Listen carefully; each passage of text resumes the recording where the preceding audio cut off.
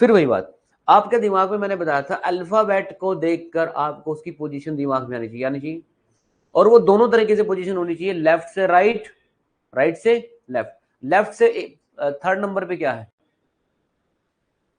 ABC में left से third number पे क्या है, डी ना, सी है, और उधर से जेड से पहले Z1 Y2, कब तो कई तरीके से कर लिया ना, कल भी किए थे हमने कि जेड से 1 2 कर काउंट करो, 8 नंबर पे क्या है, उधर से करो 8 नंबर पे क्या, यस और नो। तो अब मुझे ये बताओ कि नंबर कोडिंग के हिसाब से अगर आपको हर पोजीशन की अल्फाबेटिकल पोजीशन पता है, लेफ्ट टू राइट और राइट से लेफ्ट, तो कैट का 24 बनाने की कोशिश की जा रही है। अब आप ये खुद देखिए कि चेक करिए कि इनकी कोई ना कोई अल्फाबेटिकल पोजीशन है, उस अल्फाबेटिक पोजीशन जो भी आएगी उसको ऐड सब्ट्रैक्ट मल्टीप्लाई करके 24 बनाया है। देखिए कैसे, सी की लेफ्ट से पोजीशन चेक करो, लेफ्ट से कितना नंबर पे आता है, ये कितने पे आता है, T20 होता है भाई लेफ्ट से, यस और नो।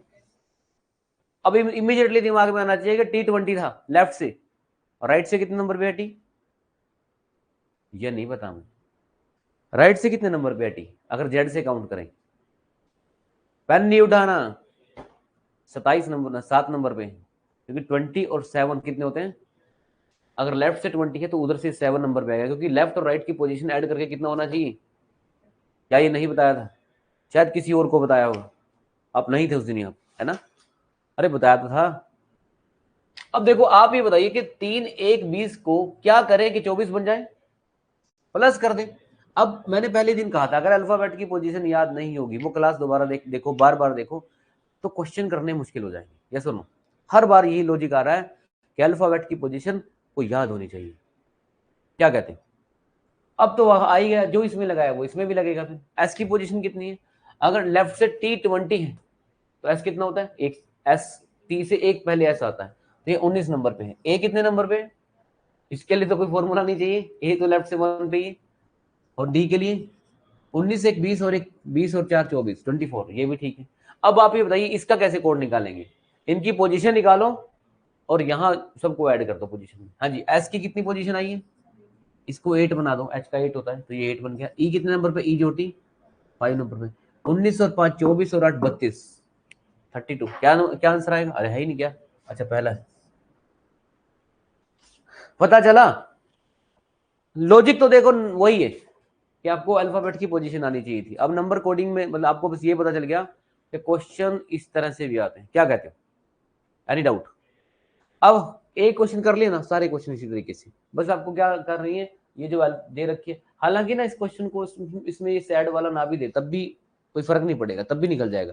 ये हिंट दे रहा है कि अगर कैट का 24 बन रहा है तो ये ना भी दे सैड, तब भी ऐसा का पूछे तब भी बता सकते हो आप, क्योंकि कैट से क्या हिंट मिला कि जो नंबर पोजीशन है वो ऐड करनी, क्या करनी है, तो उसी तरह आपने एस में करना है। तो ये तो इसने क्वेश्चन की साइज बढ़ा दी एस लिख के, क्या कहते हैं, कन्फर्मेशन करने के लिए।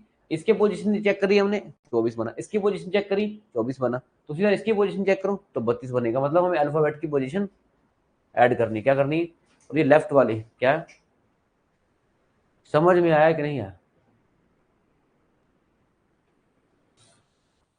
अच्छा अगर ऐसा होता है क्वेश्चन, अब ऐसे समझो, हो सकता है ये तो मैंने लेफ्ट से देखी पोजीशन और राइट से निकालू उनकी पोजीशन, कैट सी की राइट हैंड साइड से पोजीशन कितनी,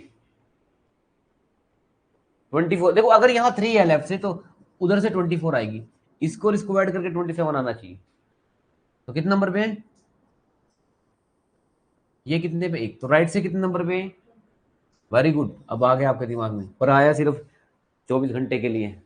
मूवी आई थी ना कौन सी, गजनी, वो 24 घंटे तक याद रहता है, फिर नहीं याद रहता हमें, फिर हमें याद कराना पड़ता है, फिर याद आता है। ठीक है, समझ में आया। अच्छा टी की पोजीशन क्या है, लेफ्ट से तो 20 है, राइट से कितनी आनी चाहिए, हो सकता था पेपर में, इसको ऐड करो 24 और 24 48 और 2 50 और 57 57, ऐसे भी हो सकता था ये। अगर कैट की पोजीशन 57 है क्या है, तो इसको छोड़ दो, तो एस एच की पोजीशन बताओ, तो इसकी पोजीशन या एस की लेफ्ट से 19 है तो राइट से कितनी होगी,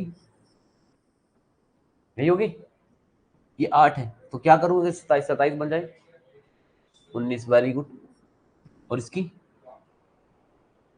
कितनी, 22, वेरी गुड, 22 और 5 27, ये 19 और 8 27 से 27, इसको छोड़ो, अब इनको ऐड कर लो, ये 27 बन गया है ना, 1927, 27 में 22 ऐड करो, 27 में 20, 29, और 29 हो गया 39 और 49, कितना आंसर बनेगा आपको पता चल गया।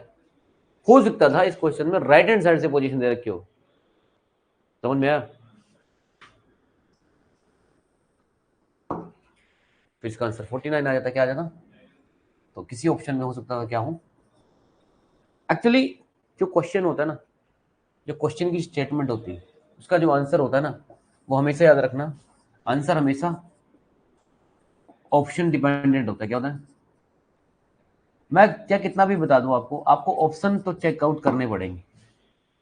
ऑप्शन जो तैयारी के दौरान ऑप्शन नहीं देख पा रहे हो आप, लर्निंग के दौरान, असाइनमेंट करने के दौरान, हालांकि मैंने अभी ऑप्शन दिए नहीं है आपको इस असाइनमेंट में, तो ऑप्शन तो आपको देखने की आदत डालनी पड़ेगी। इसलिए फाइनल एंड पे एक बुक भी दे दी जाएगी, जो बुक्स आपके पास है उसमें ऑप्शन के साथ क्वेश्चन है, सुनो, क्योंकि अभी लर्निंग लेवल पे आप सीखते रहो, ठीक है।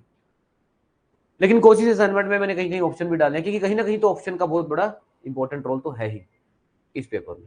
क्लियर हुआ। तो ये टॉपिक का नाम क्या है, नंबर कोडिंग। क्या है, आपको किसी के इन्फ्लुएंस में नहीं आना। मैं हमेशा बोलता हूँ इन्फ्लुएंस, इन्फ्लुएंस में आने से क्या होता है, हम गलत डायरेक्शन में चल पड़ते हैं, हमारा अपना दिमाग काम करना जीरो हो जाता है, समझ में आया। इन्फ्लुएंस समझ रहे हो मैं क्या कह रहा हूँ, कोई कुछ भी बोलता रहे, आपको अपनी तैयारी पे ध्यान देना है। कोई कुछ मोटिवेट कर रहा है, कोई कुछ भी कर रहा है यूट्यूब पे इधर उधर, आप कुछ मत सोचो, आप अपने दिमाग में सोचो मुझे डे बाय डे इंप्रूव करना है, किस में, रीजनिंग में, बस, जो भी टॉपिक है बस, और कुछ नहीं, ठीक है। एक सिंपल सी बात कहना चाहता हूँ, बस आपको क्या सीखना है, ये सीखना है। आपने पता किसको बेस्ट करना है, मैं एक लाइन कहूंगा, ज्यादा नहीं कहूंगा, आने वाले 24 घंटे में अपना बेस्ट देना है, बस हमेशा ऐसे ही बोलना है कि आज जो मुझे डेट मिली है इसमें मुझे अपना बेस्ट देना है। 24 घंटे में, ज़्यादा 24 घंटे पढ़ने की जरूरत नहीं, 2-3 घंटे बैठो बस, फिर नए 24 घंटे आएंगे, क्योंकि कल तो कभी आती नहीं, हमेशा आज ही होता है ना, कल आएगा तो फिर नई आज आ जाएगी, ये सुनो। तो आने वाले 24 घंटे में एक दिन में अपना बेस्ट दो, और ऐसे करते करते 6 महीने दे दो, तो इंप्रूवमेंट अपने आ जाएगी इसमें, सब्जेक्ट में, ठीक।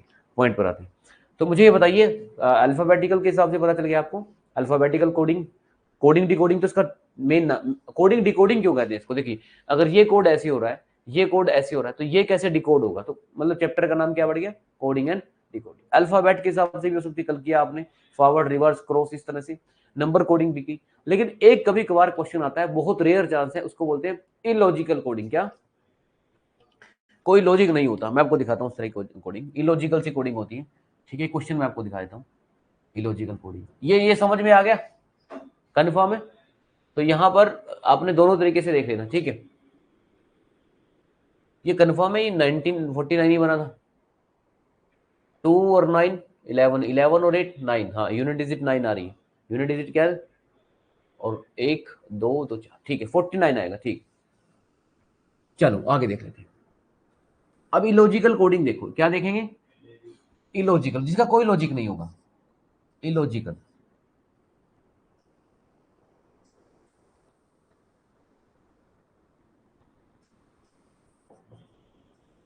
इलॉजिकल कोडिंग, चलो क्वेश्चन निकालते हैं इसके इलॉजिकल कोडिंग का भी।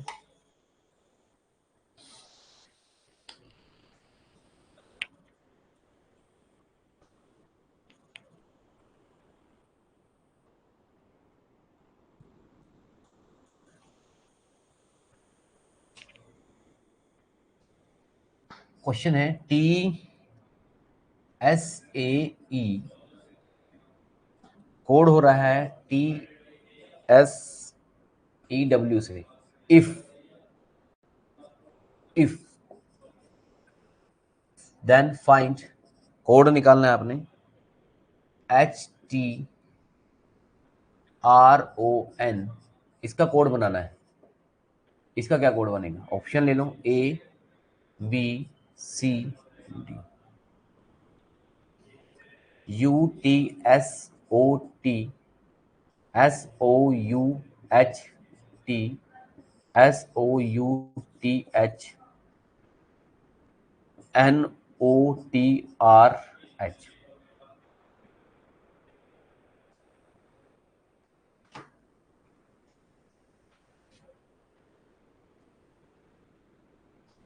अभी लॉजिकल सा सोचना है, जिसमें हम बाहर चले जाएंगे सब्जेक्ट को लेकर, असाइनमेंट में भी है क्या, कुछ नहीं। हाँ असाइनमेंट जो दूंगा मैं इसमें 8 नंबर पे है ये क्वेश्चन, ठीक है। हो सकता है इसके ऑप्शन कुछ और हो, लेकिन मैंने ऑप्शन यहाँ पर ये बनाए। अच्छा इसको देखिए आप, आपको ये कितने नंबर है, 1 2 3 4, 1 2 3 4, 1 2 3 4 5, मतलब इसका रिलेशन इससे आएगा और इसका जो भी रिलेशन निकलेगा वो नीचे निकलेगा। और वही इसका रिलेशन अगर 4 अल्फाबेट में है तो इसका 5 अल्फाबेट में है, किसमें आएगा, क्योंकि ये खुद 5 नंबर है, 1 2 3 4 5, एक नंबर के 5 ही कोड होते हैं, मतलब अगर 5 नंबर है तो 5 नोड 5 कोड, एक नंबर है तो उसका एक कोड बनेगा। तो अगर ये 4 अल्फाबेट है तो कितने कोड बनेंगे, 4, ये 5 है तो 5, अगर ये 6 होते तो। एक कैलिब्रेशन का तरीका ये भी है, अगर ये 5 नंबर है और किसी ऑप्शन में हो सकता है मान लिया ये दे रखा हो, तो ये तो इसका आंसर हो ही नहीं सकता। क्यों नहीं हो सकता, क्योंकि एटलीस्ट एक नंबर का तो एक कोड होगा ही। तो एटलीस्ट आप 25% एरर कम कर दीजिए। आपका मन कर रहा हो कि मैं तुक्का लगाता हूँ, एक तो मैं करता ही नहीं, तुक्का लगाऊंगा ये लगाऊंगी, तो उसमें उस सिचुएशन में आप क्या करोगे, ये तो मत लगाना, क्योंकि ये इसका आंसर बन भी नहीं सकता, क्योंकि 5 नंबर ये खुद है क्या है, तो 5 कोड तो आएंगे। तो अगर इसका हम ये देखें तो क्या बनना चाहिए, ठीक है। इलॉजिकल में क्या है, आप ध्यान से देखो इसको, फॉरवर्ड पढ़ लिया TSAE, रिवर्स पढ़ो उसको EAST ईस्ट, इसको पढ़ो WEST वेस्ट, ईस्ट का वेस्ट बन रहा है तो नॉर्थ का साउथ बनेगा, क्या ये नॉर्थ है, NORTH नॉर्थ, तो नॉर्थ का क्या बनेगा, इलॉजिकल सा सीक्वेंस है।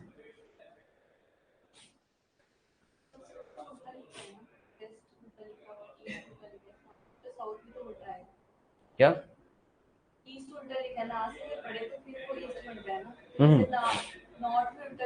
हाँ ये होना चाहिए था, इन्होंने सही कहा, कोई ऑप्शन होना चाहिए था इस तरह का, साउथ का फिर ये होना चाहिए था, एक ऑप्शन और ले लो, वेरी गुड भाई। देखो एक चीज याद रखना, अगर नहीं है तो इसका आंसर यही आएगा, और अगर है आपने उतना ही सोचना है जितना एग्जामिनर सोच रहा है वो पेपर बनाने वाला। अगर बाई चांस, मैं आपको बताता हूँ, अगर बाई चांस ये आंसर नहीं है जो अभी मैं दे रहा हूँ, HTUOS है ना, अगर मान लिया ये नहीं है, मान के चलो, और ये दे रखा है C, तो आप कुछ नहीं कर सकते, आपको साउथ ही देना पड़ेगा। मैंने बोला भी है, क्वेश्चन जो होता है ऑप्शन डिपेंडेंट होता है, क्या होता है, क्योंकि लॉजिक आपको क्लियर कर दिया। अब एग्जामिनर के दिमाग में नहीं आया, वो तो क्वेश्चन पेपर सेट करने के बाद उसके आंसर की में क्या आंसर डाल देगा उसका, आपके लिए आप, मैं बता, अब आप कहते हैं कि नहीं ये तो है ही नहीं इसका आंसर, इसका कुछ और होना चाहिए। अगर वो इसका आंसर साउथ नहीं चाहता था, उसके दिमाग में बात आ जाती, क्योंकि हर ह्यूमन बीइंग है, मिस्टेक होती है, उसके दिमाग में चाहता कि चलो मैं कैच डालता हूँ इस क्वेश्चन में, इसका ये बना दिया, इसका ये बना दिया, और इसके हिसाब से ये आंसर आना चाहिए था, फिर उसने ये आंसर ही डाल दिया और ये डाला नहीं। अब कैच क्या डाला उसने, यहां पर ई की जगह क्या लिख दिया ऑप्शन में, क्या डाला, अब सारे बच्चे क्या पढ़ेंगे, इसका ईस्ट का वेस्ट, इसका ये नॉर्थ है, इसका साउथ बनेगा, साउथ, तो सारे इमीडिएटली क्या आंसर ढूंढेंगे ऑप्शन में जाके, साउथ ढूंढ लिया साउथ। लेकिन साउथ के बाद उसके दिमाग में है ये बात कि लिखो तुम साउथ, तुम्हारा 1/4 जाएगा। क्यों, क्योंकि एक्चुअल में जो इन्होंने बोला ये इसका आंसर है, क्या है, और फिर ये ऑप्शन में भी नहीं डाला, तो इसका आंसर क्या लिख, क्या हो गया, आप अगर ये ऑप्शन में नहीं है फिर तो नन ही लिखना पड़ेगा ना, यस और नो। अगर नन है तो नन ही इसका आंसर है, अगर नन नहीं है तो इसका आंसर फिर क्या है, भाई कुछ तो देना पड़ेगा ना आपको आंसर। मैंने अभी 2 मिनट पहले क्या बोला था, क्वेश्चन ऑप्शन डिपेंडेंट होते, क्या होते हैं, वो मैंने बात इसलिए बोली है क्योंकि मतलब ये कोई ऐसे नहीं कि मैं ऐसे बोल रहा हूँ, वो मैं एक्सपीरियंस से बोल रहा हूँ आपको, कि मैंने देखा है यहाँ पर आपको ऑप्शन डिपेंडेंट होना पड़ता है। मैं एक क्वेश्चन लेकर, आपको याद होगा मैंने जब स्टार्टिंग में आपको कौन सा चैप्टर करवाया था, कोडिंग रिकॉर्डिंग, कॉपी दिखाना एक बार, कॉपी दिखाना जिसमें, हाँ एनालॉजी हमने करवाई थी। एनालॉजी में मैंने एक क्वेश्चन लिया था, उसके 6-7 ऑप्शन प्रूव कर दिए थे, याद है। इसका मतलब क्या हुआ, मैंने कहा था इसका आंसर ये भी हो सकता है, ये भी हो सकता है, ये भी, सारे प्रूव किए थे ना, 7-8 आंसर प्रूव किए थे। What does it mean, so question तो एक ही आ रहा है, उसके 8 आंसर प्रूव करने का इंटेंशन यही था कि ऑप्शन डिपेंडेंट है क्वेश्चन, क्या है आपके दिमाग में आ रहा है, क्योंकि आपको देखना ही होगा कि एक्चुअल में ऑप्शन क्या देखें। इस एग्जाम की टफनेस सिर्फ यही है कि क्वेश्चन टफ नहीं होते, बस हमें ये आदत डालनी है कि ऑप्शंस कैसे आ रहे हैं, जो जनरली एकेडमिक के बच्चे फॉलो नहीं करते। एकेडमिक मतलब समझते हो, अब तक तो आदत ये थी क्वेश्चन पढ़ा और जाके लिखा है बस, क्या कुछ भी दिमाग में आ रहा, किसी की फिगर कहीं लगा दी, भर दिया बस पेपर, और कॉन्फिडेंस से आ ही जाता है आपको आपको कई बार लगता है इस पेपर में मुझे 5 नंबर का पेपर भी नहीं आता था और मैं फिर भी पास हो गया, हो जाते हैं ना। यहाँ पर ऐसा नहीं, थोड़ा सा इंप्रूव करना पड़ेगा, बस इसी एंड पे इंप्रूव करना। ठीक है, अब मुझे बताओ कि ये कर लोगे आप, एक दो क्वेश्चन और भी इस तरह का। तो नंबर कोडिंग समझ में आई भाई, नंबर कोडिंग। चलिए अब नंबर कोडिंग के बाकी ऑप्शन मैंने असाइनमेंट में डाल दिए। एक नया क्वेश्चन करवाता हूँ अलग तरीके का। बाकी नंबर कोडिंग के आपने ट्राई करने हैं क्वेश्चन, ये पीडीएफ के फॉर्म में दे देंगे आज आपको, ठीक है, हार्ड कॉपी कल मिलेगी। अब नेक्स्ट क्वेश्चन देखिए,